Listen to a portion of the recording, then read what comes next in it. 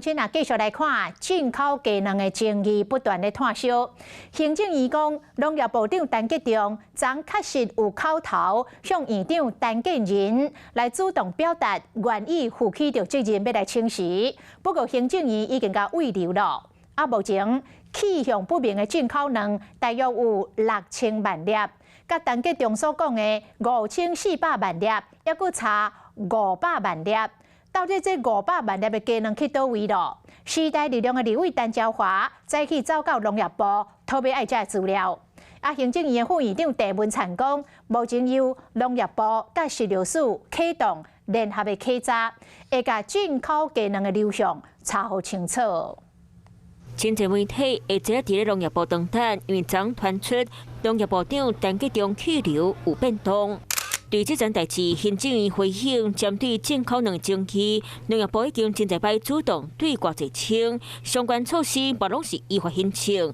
陈吉仲部长爸爸甲行政院长陈建仁会晤，嘛主动讲愿意担起家己的责任。陈吉仲部长，那么还是有相当大的这个权责，需要把问题说清楚。由农业部以及食药署，那也启动了联合稽查。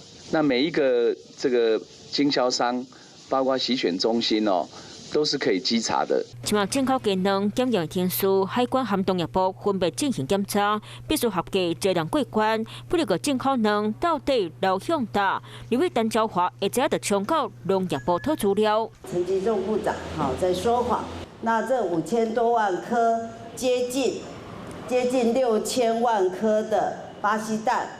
已经流落到市面。陈椒华讲，农业部公布数据，库存加工用的进口鸡卵爱8503.1万粒，扣掉加工用的2583.6万粒，等于还有5919.5万粒下落不明。含陈吉仲讲，封存毁掉的5402万粒，还佫增差500万粒。